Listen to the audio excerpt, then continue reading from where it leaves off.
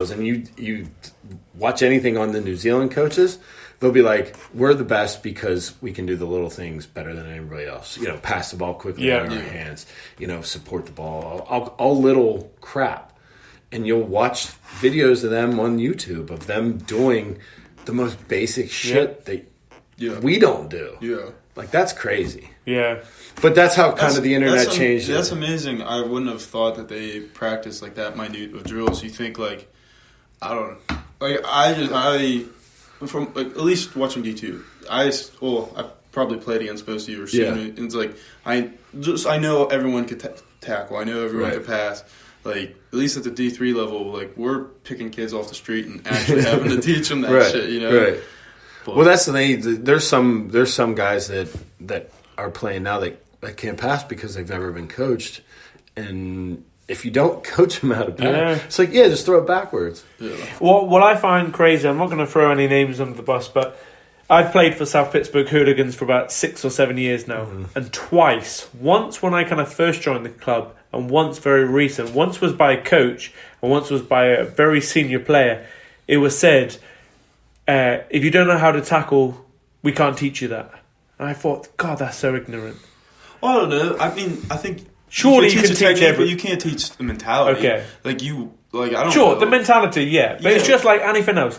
It's as if me saying to someone, if you don't know how to kick the ball, I can't teach you that. I could teach anyone how to kick the ball for points. I really could. If you give me a day, you could coach me. I could coach you. I'm like the worst kicker in the league. Perfect. We'll go out for a day.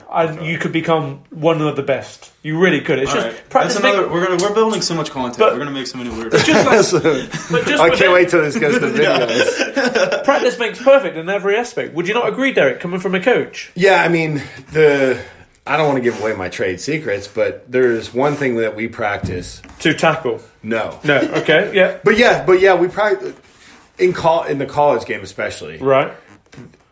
The kid's not allowed to do any contact in practice till we coach him how to tackle, and it's mostly just the football rugby thing where head behind the ass instead of in front of it. But you're not allowed to. That's actually a rule. Okay. Once you are a certified coach, you have to teach that. Yeah. So if this person was a certified coach that told you can't teach them how to tackle, they should probably go back and take the class again. But if you have to do the basics a little bit, and you can shine it up any way you want in a game or a drill or whatever, but you have to do it. Yeah. You can't just go out there and say, okay, this is what we're going to run this Saturday and run as 15 and We had one gentleman, and he was new to the game, and he was a college student, and he got his first start, and he was clearly very excited to get his first start. And he went out there, and he did himself quite the injury within about 5 seconds. Yeah. And it was just like he dived at someone's knees, and obviously ambulances were called. He was pretty much out cold. But obviously you're a great coach, Derek. You've coached since you were at a young age, and you continue to do that. Anything's possible, right? Just kind of takes the right coach, the right methods being portrayed. I mean, it's the players, the coaches, pretty much just try to organize chaos. Yeah. For you, Derek, what's been your career highlight? Miller highlight. Yeah, there you go. Yeah. Oh, you said it right. we jack that up every freaking. Listen, now that he's left the room, it's mostly him. Really? It's Miller highlight. But this past weekend was definitely a highlight. I mean, this past whole year. Undefeated. Yeah, and honestly, I shouldn't say more than being undefeated, beating Cleveland 3 times. Yeah. Like, that's crazy. From watching that third game, you guys busted their will. Like, I know the first 2 were close, but that third one wasn't close. Yeah, and I wasn't at the second game, but I was at the first game, and they were, like, it's weird. They were 3 completely different teams. And they, just from what I hear is they have some old guys that I've played against for years, but not many. Mm-hmm. They just, because they got Notre Dame College and they got Bowling Green and stuff, they just reload. And we don't really have that luxury around here. I mean, we get a Pitt guy a year, hopefully, a Slippery Rock guy, a Cal guy, but we don't have a Division I school powerhouse right there. Feeding up to the local team. Right. Yeah. So to beat them for 3 years. And that was great because they beat you. Gator mentioned that. They beat you the previous year by a combination of like 3 points in 2 games. Yeah, I think I rambled, but I started talking about when they merged. First time we ever beat them was up in that White Oak in McKeesport. Yeah, and we beat them. I did a quick line out, and we scored with 0 time left to beat them. Nice. That was the first time we beat them ever. Yeah, that was only 3 years ago. Yeah. So we've talked a lot about like Ohio being better at rugby. Do you see that in general?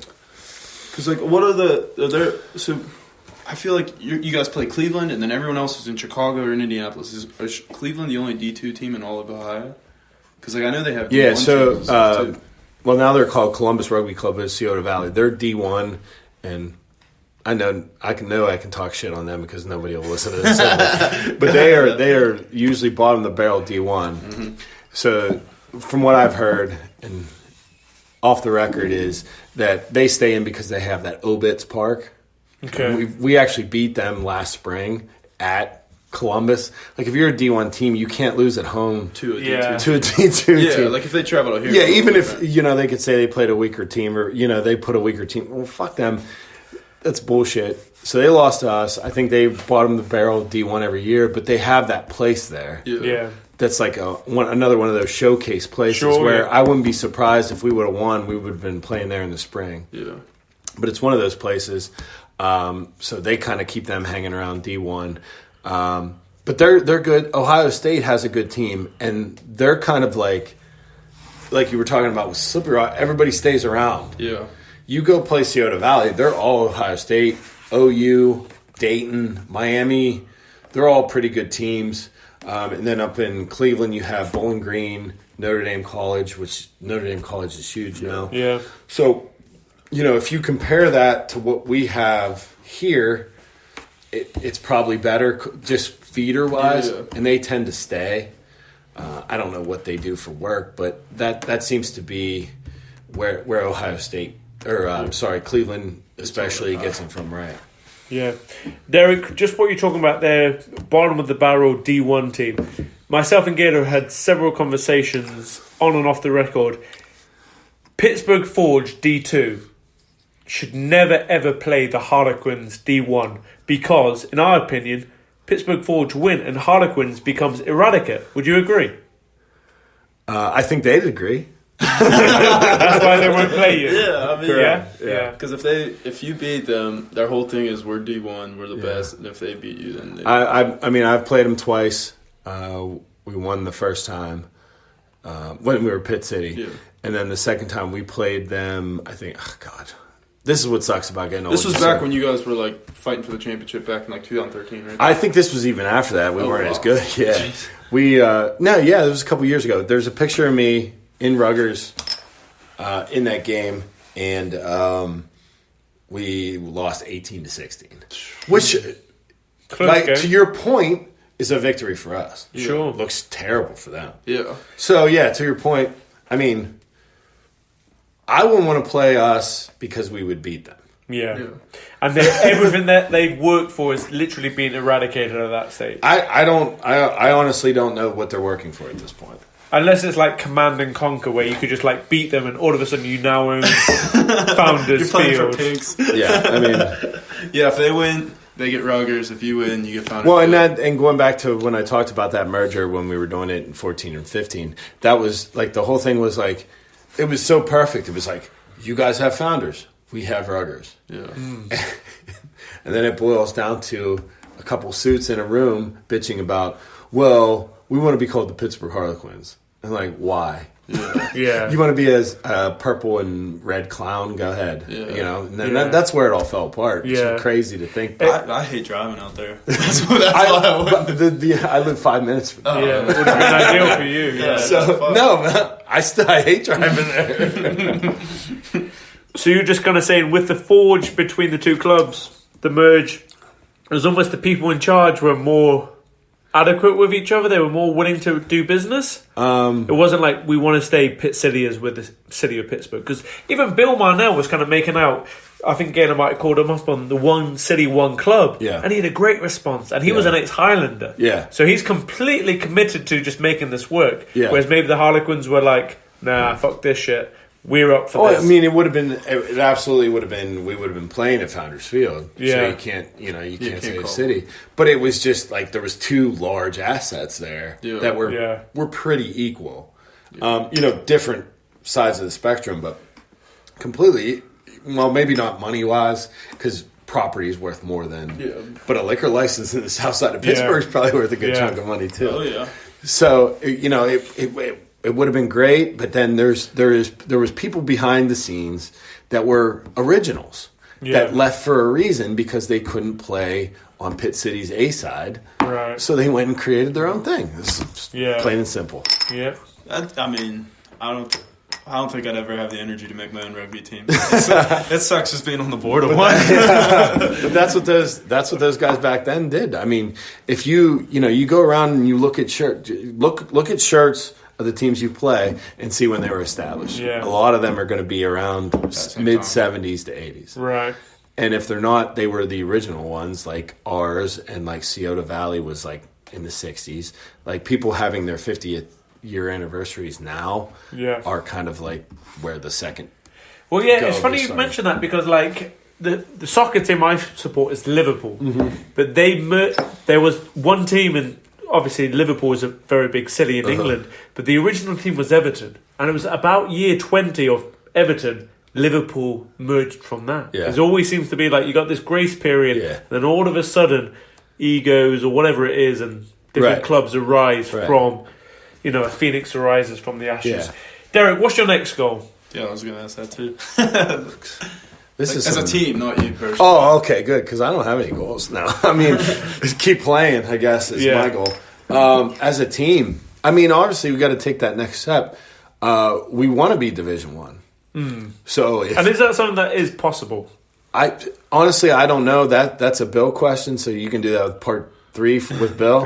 But part 3/4/5. Yeah, right. He's a chatter. I mean, he could answer that. I mean, the weird thing is some unions are like, we won't let you go up there unless you win the Midwest, or they might say, some clubs might say, I want to stay down, which we've heard rumors of that before. We want to stay down in D2 until we win a national championship, and then we'll go up.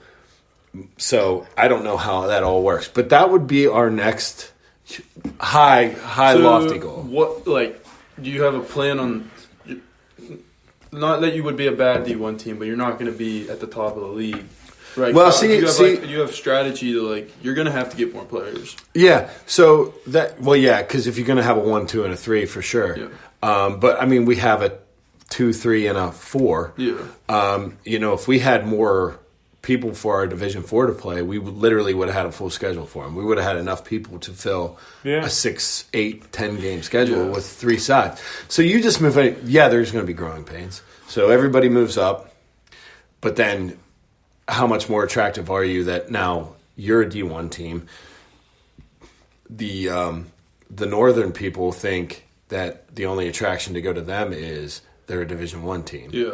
So, well, guess what? There's a new Division 1 team on the block that actually has some success doing some in recent history. And if you want to go off the D1 team and you're not a stud, you can say you don't make whatever, you can get D2 times, D3 times. And then we have a lot of Division 3 players that were on the bench throughout the year that could easily be Division 2 players. Oh yeah, yeah. Was it Cam David? Or what's his real name? His Facebook name is different than his name on USA Rugby. Cam is his name. Cam, okay. He goes by Eric Cam. David. Yeah, and there's Eric David doesn't exist. Okay, so Cam. He's Cam, and he ate. I wish I know it's a podcast, but he ate this thing of spaghetti. And he won me. Derek's got his hands a good 2 feet. A bottle of booze. Bottle of Jameson. Had to be 5 pounds of pasta meat sauce at Giordano's this weekend to win me $10 over Frank Cassiotti. That's amazing. And he's a legend. He brings chocolate milk. But anyway, it's just Cam. I don't know his real name. I don't need to know it. Oh, like, so against the But anyway, you were saying, so Cam, Boys, Jeff, I hate to break it to you. we're We've done. got 5 seconds left. We're going to wrap this up in a third episode. Derek, this is groundbreaking. A third episode for Derek Neubauer. You fucking